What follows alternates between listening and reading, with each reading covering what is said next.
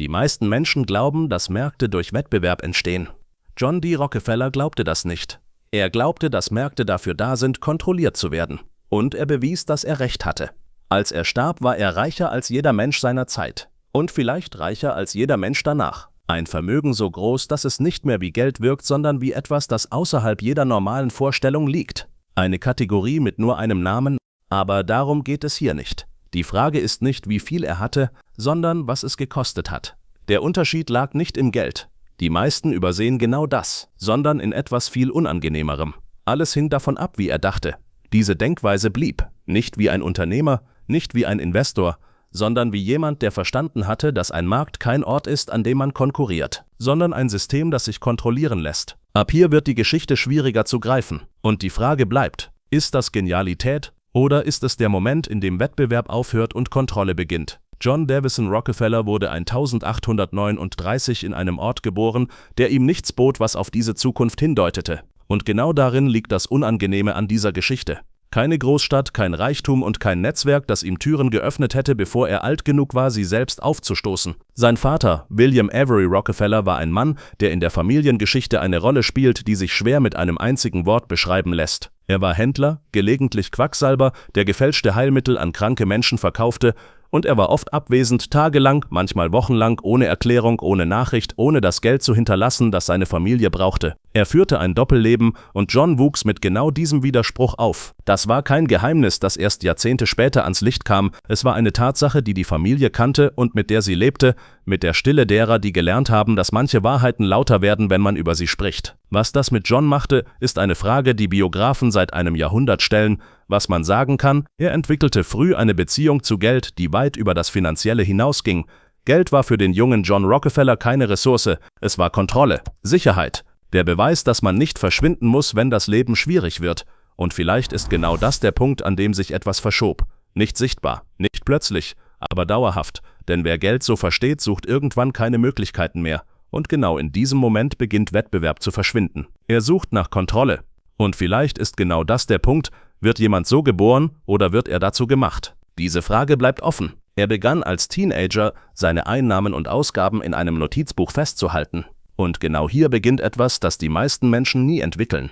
Jeden Cent, jeden Kauf, jede Spende an die Kirche, die er penibel dokumentierte, als würde Gott selbst die Bücher prüfen. Dieses Notizbuch, später bekannt als Ledger A, existiert noch. Man kann es heute ansehen. Und wer es ansieht, merkt es. Auf eine Art, die die meisten Menschen nie entwickeln. Doch das erklärt noch nicht, wie aus diesem Jungen mit dem Notizbuch der mächtigste Industrielle der amerikanischen Geschichte wurde. Während Amerika im Krieg war, wurde im Hintergrund etwas viel Gefährlicheres aufgebaut. Und niemand hat es damals wirklich verstanden. Der Bürgerkrieg zerstörte Amerika, aber gleichzeitig machte er genau die Männer reich, die wussten, wo sie hinschauen mussten. John Rockefeller war 22, als der Krieg begann. Er hätte kämpfen können, er zahlte einen Stellvertreter, wie es das Gesetz erlaubte, und blieb in Cleveland, wo er als Buchhalter und Händler arbeitete und beobachtete. Und dann sah er etwas, das andere noch nicht sahen. Petroleum, eine dunkle Flüssigkeit, die aus dem Boden gepumpt wurde und die meisten Menschen für einen vorübergehenden Hype hielten, der niemals wirklich Bestand haben würde. Hier sah Rockefeller etwas, das andere übersahen. Die Ölbohrtürme schossen hoch und kollabierten wieder, Preise schwankten wild, und Männer wurden innerhalb von Monaten reich und wieder arm. Für die meisten war es Chaos, aber für Rockefeller war es der Moment, in dem Kontrolle möglich wurde. Rockefeller sah das Chaos und erkannte keine Bedrohung.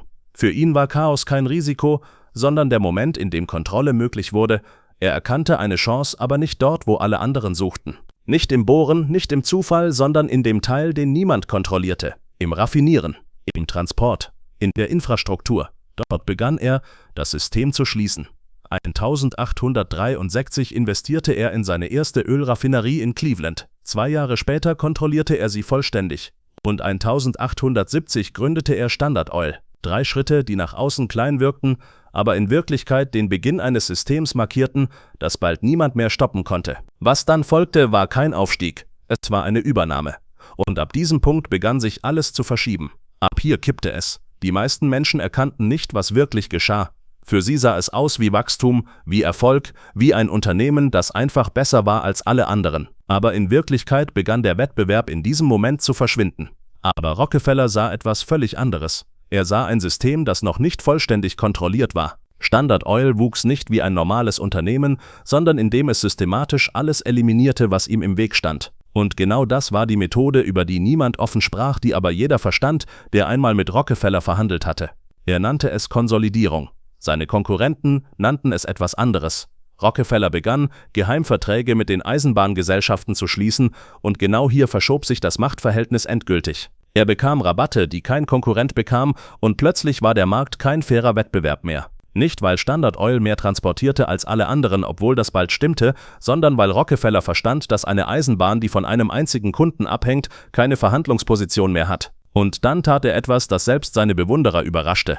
Er machte den Konkurrenten ein Angebot, nicht ein aggressives Angebot, ein höfliches, ein vernünftiges. Er erklärte die Lage, die Transportkosten, die Marktbedingungen, die Überkapazitäten. Und dann kam der Satz, der alles veränderte: Verkaufe dein Unternehmen, oder ich sorge dafür, dass du vom Markt verschwindest. Die meisten verkauften, weil sie wussten, dass es keine echte Alternative gab. Sie verstanden, was passieren würde, wenn sie es nicht taten. Rockefeller gab ihnen keine echte Wahl, nur eine Richtung. Die, die nicht verkauften, wurden ruiniert. Systematisch, geduldig, ohne Hast, auf eine Art, die zeigte, dass Rockefeller keine Wut empfand, keine persönliche Feindschaft, keinen Wunsch nach Rache.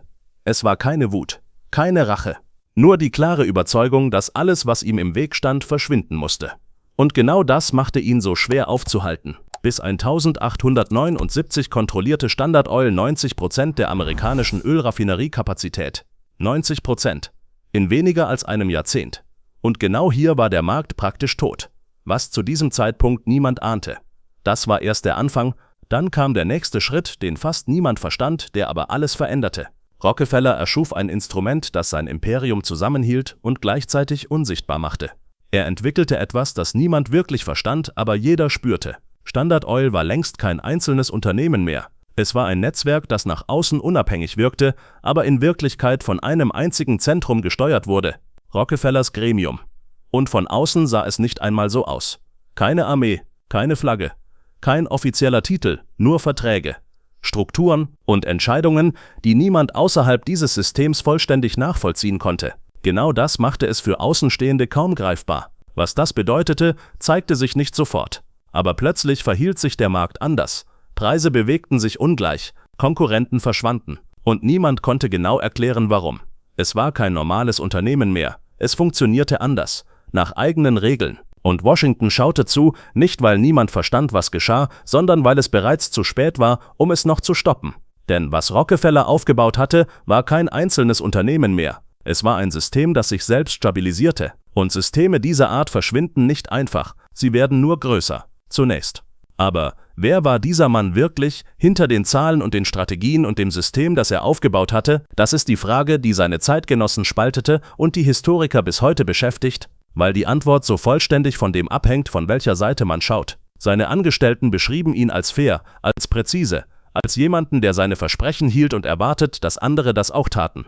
Er pflegte keine Feindschaften, er schrie nicht. Er drohte nicht laut, er drohte leise, durch Fakten, durch Zahlen, durch die ruhige Klarheit eines Mannes, der weiß, dass er die Mittel hat, das auszuführen, was er ankündigt. Seine Konkurrenten beschrieben ihn anders, als skrupellos, als einen Mann, der das Gesetz nicht brach, sondern es so weit dehnte, bis es aufgehört hatte zu bedeuten, was es bedeuten sollte, als jemanden, der Monopol nicht als Ergebnis von Leistung betrachtete, sondern als Ziel an sich, als den natürlichen Zustand eines Marktes, der vollständig optimiert worden war. Beide hatten recht. Und genau deshalb ist die Frage so schwer zu beantworten: War er notwendig für den Fortschritt oder der Preis dafür? Das ist das Unbequeme an Rockefeller. Er lässt sich nicht vereinfachen. Er ist weder der Held, den seine Bewunderer sehen, noch der Schurke, den seine Kritiker beschreiben. Er ist etwas Selteneres. Ein Mensch, der in dem, was er tat, vollständig konsistent war, mit einer Logik, die man nicht mögen muss, um sie zu verstehen. Er ging jeden einzelnen Sonntag in die Kirche, ohne Ausnahme, ohne Unterbrechung, jahrzehntelang. Er gab Geld an seine Gemeinde, an Schulen, an Organisationen, die den Armen halfen. Nicht als Imagepflege, diese Überlegung kam erst viel später mit dem Anwachsen der öffentlichen Kritik. Er gab, weil er es für richtig hielt, weil seine baptistische Erziehung ihm beigebracht hatte, dass Reichtum eine Verantwortung ist und keine Belohnung. Und gleichzeitig baute er ein System, das die Wettbewerber vernichtete, die Preise manipulierte und ganze Regionen wirtschaftlich von einem einzigen Unternehmen abhängig machte. Wie passt das zusammen? Das ist die Frage, die bleibt. Die Frage, auf die Rockefeller selbst nie eine Antwort gegeben hat, weil er sie, soweit man das beurteilen kann, nicht für eine Frage hielt. Für ihn war Effizienz Tugend, Kontrolle war Ordnung. Und Ordnung war, was Amerika brauchte. Ob Amerika anderer Meinung war, würde sich noch zeigen. Denn bis zu diesem Punkt hatte niemand ihn wirklich gestoppt. Man hatte ihn kritisiert, man hatte ihn beobachtet, man hatte über ihn gesprochen. Aber niemand hatte das System selbst offengelegt. Noch nicht. Dann tauchte jemand auf, den er nicht kontrollieren konnte. Sie hatte keine Truppen, keine politische Macht und kein Amt, aber sie hatte Zugang zu Dokumenten, die Standard Oil für sicher gehalten hatte. Ida Tarbell war 1857 in Pennsylvania geboren, in jenem Pennsylvanien, das Rockefellers Aufstieg mitfinanziert hatte, in Familien, die durch Standard Oils Methoden ruiniert worden waren. Ihr Vater hatte eine Ölfabrik besessen, er hatte verkauft, nicht weil er wollte, sondern weil die Alternative Vernichtung gewesen wäre. Sie erinnerte sich und sie recherchierte. Und sie wusste, dass sie sich auf etwas einließ, das größer war als ein Artikel, denn sie griff nicht ein Unternehmen an. Sie griff ein System an, das darauf ausgelegt war, unsichtbar zu bleiben, und genau das machte ihre Arbeit so riskant. Über Jahre hinweg sammelte Tarbell Dokumente, sprach mit ehemaligen Standard-Oil-Mitarbeitern, analysierte Eisenbahnverträge und Unternehmensbilanzen und die versteckten Mechanismen eines Systems, das darauf ausgelegt war, nicht verstanden zu werden. 1902 begann McClures Magazine, ihre Ergebnisse zu veröffentlichen. In 19 Teilen über mehr als 2 Jahre legte sie dar, wie Standard Oil funktionierte, nicht als abstrakte Wirtschaftstheorie, sondern als konkrete Geschichte konkreter Menschen, die konkrete Entscheidungen getroffen hatten mit konkreten Konsequenzen für konkrete Familien. Das Amerika des frühen 20. Jahrhunderts war kein naives Land. Es hatte Industriellen gesehen und Trusts und Machtkonzentrationen, die die politische Theorie der Gründungsväter herausforderten. Aber es hatte selten jemanden gesehen, der all das so klar und so lesbar und so unwiderlegbar darlegte. Ab diesem Punkt änderte sich die Wahrnehmung. Die Artikel machten Tarbell berühmt. Und sie machten Standard Oil verwundbar. Nicht sofort, Rockefeller war zu mächtig, sein System zu tief verwurzelt, um durch Journalismus allein erschüttert zu werden. Die Artikel veränderten etwas. Nicht sofort, aber spürbar. Die Überzeugung, dass hier etwas grundlegend falsch war. Dass ein System, das so vollständig einem einzigen Willen gehorchte, kein freies System mehr war. Theodore Roosevelt hörte hin. Und Roosevelt, der neue Präsident, der sich selbst als Trustebrecher verstand, hatte die Macht zu handeln. 1906 reichte die US-Regierung Klage ein. 1911 entschied der Supreme Court, Standard Oil of New Jersey musste aufgelöst werden. In 34 separate Unternehmen. Es war das Ende des größten privaten Monopols, das Amerika je gesehen hatte. Oder war es das? Die Ironie des Urteils war so groß, dass selbst Rockefeller, der Geschichten zufolge Golf spielte, als die Entscheidung eintraf und einfach weiterspielte, sie möglicherweise amüsant fand. Die 34 Unternehmen, in die Standard Oil aufgeteilt wurde, existierten weiter. Unter anderen Namen mit anderen Strukturen in verschiedenen Bundesstaaten. Aber die Aktien dieser 34 Unternehmen gehörten noch immer denselben Aktionären, die Standard Oil besessen hatten. Und der größte Aktionär war John D. Rockefeller. Als die Märkte die Konsequenzen der Auflösung verarbeiteten und die Aktien der neu entstandenen Unternehmen begannen zu steigen, weil Investoren erkannten, dass die Summe der Teile mehr wert sein könnte als das Ganze, verdoppelte sich Rockefellers Vermögen innerhalb weniger Jahre. Das Monopol war zerschlagen worden. Der Mann, der es gebaut hatte, war dadurch reicher geworden. Und Amerika fragte sich, wie das möglich war. Denn in der Theorie hatte das System verloren. In der Realität hatte es sich nur verändert. Und vielleicht war genau das die eigentliche Stärke dieses Imperiums. Nicht, dass es nicht besiegt werden konnte, sondern dass es selbst im Moment seiner Niederlage stärker wurde. Was zu diesem Zeitpunkt noch niemand wusste, das war nicht das Ende der Rockefeller-Geschichte. Es war nicht einmal die Mitte. Was diese Familie in den Jahrzehnten nach John D. mit ihrer Macht, ihrem Geld und ihrem Namen anstellen würde. Das würde Amerika auf eine Art formen, die weit tiefer ging als Öl- und Eisenbahn- und Monopolrecht. Das war erst der Anfang von etwas viel Größerem. Es gibt eine Frage, die Historiker seit einem Jahrhundert stellen, ohne sie je vollständig zu beantworten. Deine Frage lautet nicht, wie John D. Rockefeller so reich wurde. Die Antwort darauf kennt man. Die Frage lautet: Was macht eine Familie mit einem Reichtum, der so groß ist, dass er aufgehört hat, persönlich zu sein? Was macht man mit Milliarden, wenn man selbst schon alles hat, was ein Mensch brauchen könnte, und noch 100-mal mehr? Die Rockefellers hatten eine Antwort darauf. Und diese Antwort veränderte Amerika auf eine Weise, die weit tiefer geht als Öl, tiefer als Eisenbahn, tiefer als jedes Monopol, das ein Gericht jemals zerschlagen konnte. Aber bevor man versteht, was die Familie daraus machte, muss man verstehen, was John D. selbst in seinen letzten Jahrzehnten tat. Und das ist auf seine Art die überraschendste Wendung in der gesamten Geschichte. Rockefeller war 57 Jahre alt, als das 20. Jahrhundert begann. Er war bereits einer der bekanntesten und meistgehassten Männer Amerikas. Die Presse zeichnete ihn als Oktopus, der seine Tentakel in jeden Winkel der amerikanischen Wirtschaft streckte. Karikaturen zeigten ihn als Spinne im Zentrum eines Netzes, das die gesamte Nation umspannte. Kinder auf der Straße kannten seinen Namen als Synonym für Gier. Er antwortete auf all das mit Schweigen und mit Golf. Rockefeller spielte Golf mit einer Hingabe, die seine Umgebung verblüffte, nicht weil er besonders gut war, sondern weil er das Spiel mit derselben Methodik betrieb, die er auf alles andere anwandte. Er analysierte jeden Schlag. Er verbesserte sich systematisch. Er spielte bis ins hohe Alter noch mit 90 Jahren auf dem Platz, den er auf seinem Anwesen in Ormond Beach in Florida angelegt hatte. Aber das Schweigen war keine Taktik. Es war eine Entscheidung. Rockefeller hatte früh gelernt, dass öffentliche Rechtfertigungen Schwäche signalisieren. Wer sich erklärt, gesteht ein, dass eine Erklärung notwendig ist. Wer schweigt, lässt die anderen spekulieren und Spekulation ist immer ungenauer als die Wahrheit, manchmal günstiger, manchmal nicht. Was er nicht schwieg, war das Geld. Schon vor dem Ende von Standard Oil hatte Rockefeller damit begonnen, Kapital in einem Ausmaß zu verschenken, das selbst seine schärfsten Kritiker in Verlegenheit brachte. Nicht, weil die Gesten seine Vergehen aufwogen, das taten sie nicht und das wusste er wahrscheinlich, sondern weil er tatsächlich glaubte, dass das, was er verdient hatte, eine Verpflichtung mit sich brachte. Eine Verpflichtung, die er ernst nahm, auf seine Art. 1889 finanzierte er die Gründung der University of Chicago. Nicht als symbolische Spende, nicht als Namensgeschenk gegen eine bescheidene Summe. Er gab die Mittel, die nötig waren, um eine Forschungsuniversität aus dem Nichts entstehen zu lassen, die innerhalb von 2 Jahrzehnten zu einer der renommiertesten der Welt wurde.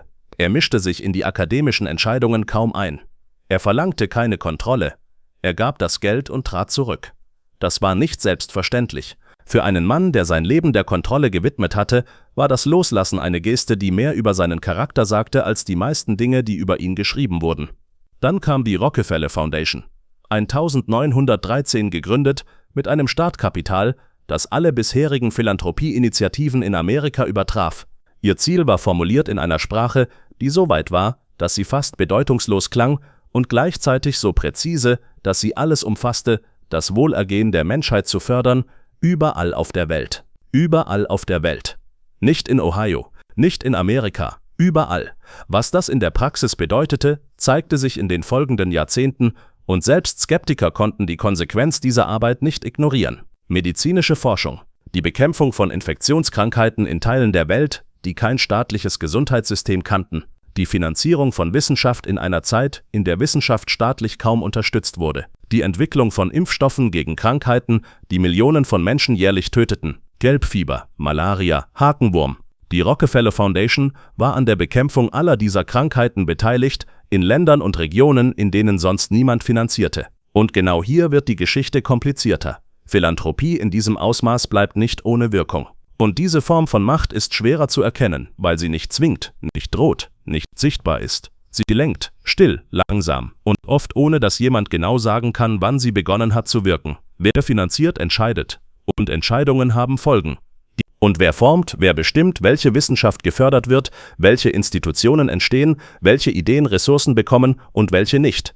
Der übt eine Art von Einfluss aus, die weder gewählt noch kontrolliert wird und die sich in keine der Kategorien fügt, mit denen Demokratien normalerweise Macht beschreiben. War das absichtlich? War John D. Rockefeller ein Mann, der durch Großzügigkeit die Kontrolle behielt, die er durch Monopol verloren hatte? Doch das war nur ein Teil der Geschichte. John D. Rockefeller Jr., wie er in der Familie immer genannt wurde, war kein John D. Rockefeller. Das war das Erste, was man über ihn verstehen muss, und es ist wichtiger, als es klingt. Er war 1874 geboren, als einziger Sohn in eine Welt des Reichtums, der er sich nie ganz gewachsen fühlte. Er hatte nicht die eiserne Ruhe seines Vaters, nicht die Geduld, nicht die Fähigkeit, in komplexen wirtschaftlichen Systemen intuitiv die richtigen Entscheidungen zu treffen. Er war sensibler, unsicherer. Ein Mann, der die Last eines Namens trug, der so schwer war, dass er ihn sein ganzes Leben lang drückte.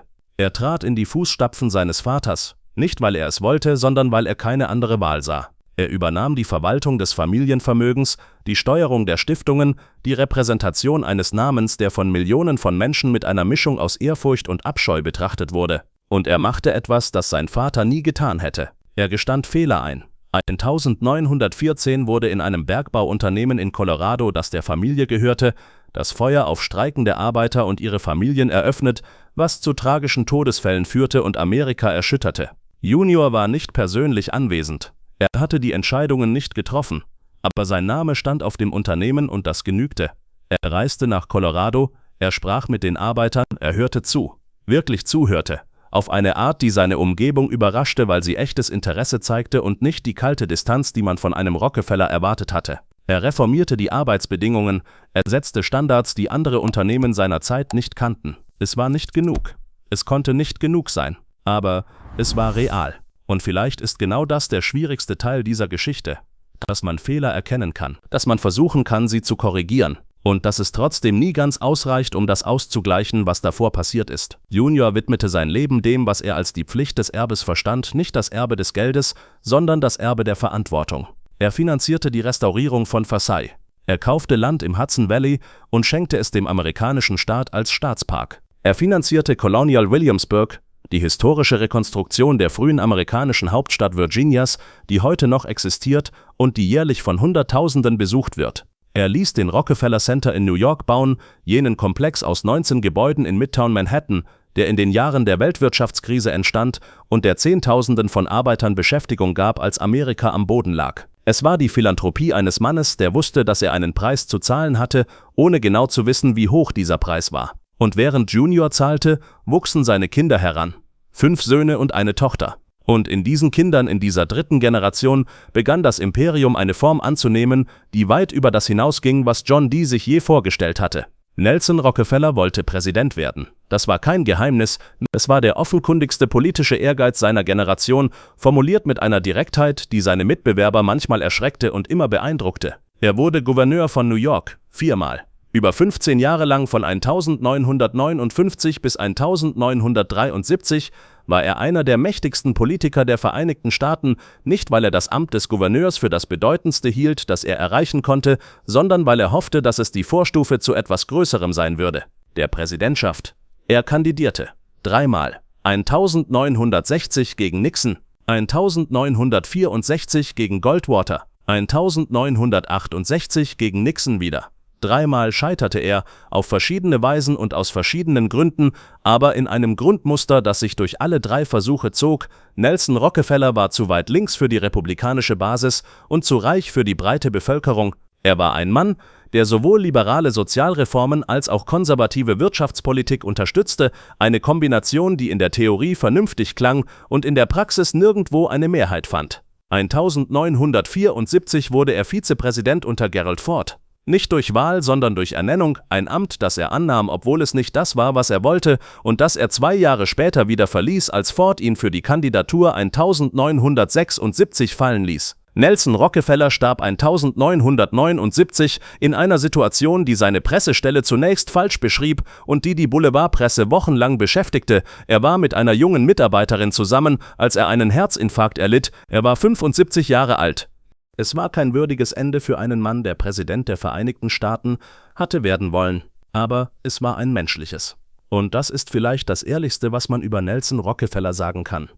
Er war menschlicher als der Name, den er trug. Sein Bruder David war anders. Und vielleicht war er gefährlicher. Nicht, weil er mehr Macht hatte, sondern weil seine Macht schwerer zu greifen war, weniger sichtbar, weniger direkt und genau deshalb wirkungsvoller. David Rockefeller verstand Macht auf eine Art, die Nelson nie vollständig begriffen hatte. Nelson wollte Amt, David wollte Einfluss. Und er hatte früh erkannt, dass Einfluss dauerhafter ist als Amt, unangreifbarer, schwerer zu beschreiben und deshalb schwerer zu kritisieren. Er wurde Bankier, Chef der Chase Manhattan Bank, eine der mächtigsten Banken der Welt. Von diesem Sessel aus baute er ein Netzwerk auf, das in seiner Reichweite kaum zu beschreiben war, Beziehungen zu Staatsmännern, zu Zentralbankern, zu Unternehmensführern, zu den Netzwerken und Institutionen, in denen die wirklichen Entscheidungen getroffen wurden, weit weg von Parlamenten und Wahlkampagnen und den öffentlichen Bühnen, auf denen Politik normalerweise stattfindet. Er war Mitgründer der Trilateralen Kommission, jenes informellen Forums, das Politiker, Wirtschaftsführer und Intellektuelle aus Nordamerika,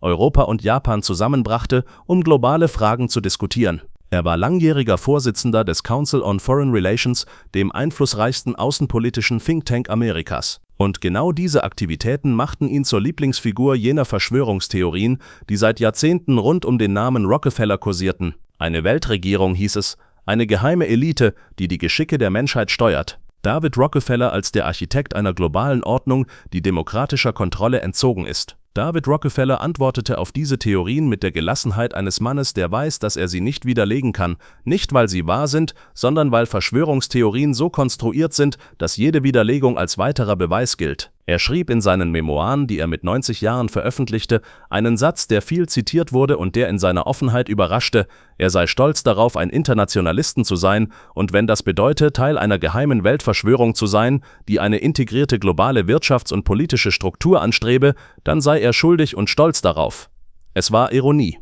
Aber Ironie, die aus einer Position kam, in der man es sich leisten konnte, ironisch zu sein. David Rockefeller starb 2017, er war 101 Jahre alt.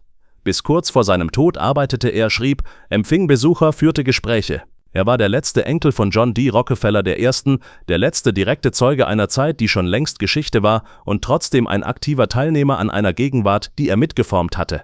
Was bleibt von den Rockefellers, wenn man lange genug schaut? Nicht Standard Oil. Das Unternehmen ist zerschlagen und wieder zusammengewachsen und wieder zerschlagen. ExxonMobil, Chevron, BP, viele der größten Ölkonzerne der Welt tragen in ihrer DNA Spuren des ursprünglichen Imperiums. Aber Standard Oil als solches ist Geschichte. Nicht das Vermögen, zumindest nicht in der Form, die John D. hinterlassen hatte. Das Kapital ist verteilt über Stiftungen und Trusts und die Taschen von Hunderten von Nachfahren, von denen die meisten kein öffentliches Leben führen und deren Namen niemand kennt. Was bleibt, ist etwas schwerer Greifbares. Eine Überzeugung. Die Überzeugung, dass privater Reichtum öffentliche Macht bedeutet, nicht durch Bestechung, nicht durch illegale Einflussnahme, sondern durch die schiere Kapazität, Institutionen zu erschaffen, Forschung zu finanzieren, Ideen zu formen und die Bedingungen zu definieren, unter denen andere Menschen Entscheidungen treffen. Die University of Chicago hat Nobelpreisträger hervorgebracht, die die Wirtschaftstheorie des 20. Jahrhunderts prägten. Die Rockefeller Foundation hat medizinische Entdeckungen ermöglicht, die Millionen von Menschenleben retteten. Der Rockefeller Center steht noch immer in Midtown Manhattan, ein Monument aus Kalkstein und Art Deco, das in den Jahren der tiefsten wirtschaftlichen Depression Amerikas gebaut wurde. Sind das Errungenschaften? Ja. Zweifellos? Unwiderlegbar? Ja. Und gleichzeitig, wer hat entschieden, was gefördert wird und was nicht? Welche Wissenschaft Ressourcen bekam und welche nicht? Welche Institutionen entstanden und welche nicht? Nicht die Demokratie, nicht der Staat, nicht das Volk, in dessen Namen Demokratien handeln. Eine Familie. Und genau das ist der Punkt, an dem diese Geschichte ihre einfachste Form verliert. Es ging längst nicht mehr nur um Reichtum. Es ging um etwas anderes. Und nicht jeder merkte es. Das ist das Erbe der Rockefellers. Nicht das Öl, nicht die Milliarden, sondern die Frage, die ihr Aufstieg und ihre Transformation in die Welt gesetzt hat und die Amerika und die Welt bis heute nicht vollständig beantwortet hat. Wie viel Macht darf in einem Rechtsstaat in den Händen einer einzelnen Familie liegen? Nicht durch Gewalt, nicht durch Betrug, nicht durch die Verletzung von Gesetzen, sondern durch die vollständige legale, in jedem Moment des Weges erlaubte Akkumulation von Kapital, Einfluss und der Fähigkeit, die Welt nach dem eigenen Bild zu formen? John D. Rockefeller hätte diese Frage wahrscheinlich nicht verstanden. Für ihn war sie keine Frage. Sie war die Antwort. Die Antwort auf alles, was er getan hatte, von dem Moment an, als er als Junge sein erstes Notizbuch aufschlug und begann, jeden Cent aufzuschreiben. Aber für alle anderen, für die Familien, die Standard Oil zermürbt hatte, für die Arbeiter in Ludlow, für die Konkurrenten, die ein Angebot bekommen und abgelehnt hatten und dann ruiniert worden waren, für die Journalisten wie Ida Tabel, die ihre Leben damit verbrachten, das System zu beschreiben, und für die Bürger, die in einem Land lebten, dessen Grundstruktur von einem einzigen Willen geformt worden war, für all diese Menschen war es eine echte Frage. Eine Frage, auf die keine Stiftung, kein Staatspark, kein restauriertes Schloss in Frankreich und kein Gebäudekomplex in New York eine vollständige Antwort ist. John D. Rockefeller lebte bis 1937, er wurde 97 Jahre alt. In seinen letzten Jahren war er ein kleiner alter Mann mit einem breiten Lächeln, der Kindern, die er auf der Straße traf, 10-Cent-Stücke schenkte, Diemes, die er in seinen Taschen bereithielt, als wäre das die persönlichste Geste, die er noch machen konnte. 1 Cent auf einmal. Derselbe Mann, der Amerika im Griff gehalten hatte. Er golfte bis zuletzt. Er stand früh auf, er betete. Und er nahm das meiste von dem, was er wirklich dachte, mit ins Grab. Was er hinterließ, war ein Land, das ohne ihn anders aussehe. Besser? Schlechter? Das ist eine Frage, auf die Geschichte keine eindeutige Antwort kennt. Aber anders? Zweifellos anders. Und das ist am Ende vielleicht das Beunruhigendste an der Geschichte der Familie Rockefeller. Nicht die Macht, die sie hatte, sondern wie unsichtbar diese Macht geworden ist, eingebettet in Institutionen, in Stiftungen, in die DNA von Universitäten und Krankenhäusern und politischen Denkfabriken, die niemand mehr mit einem Namen verbindet. Das Imperium verschwand nicht. Es sah nur anders aus. Vielleicht liegt genau darin das Problem. Denn Macht, die sichtbar ist, kann hinterfragt werden. Aber Macht, die sich verteilt, verschwindet nicht. Sie wird nur leiser und irgendwann hat sie keinen Namen mehr.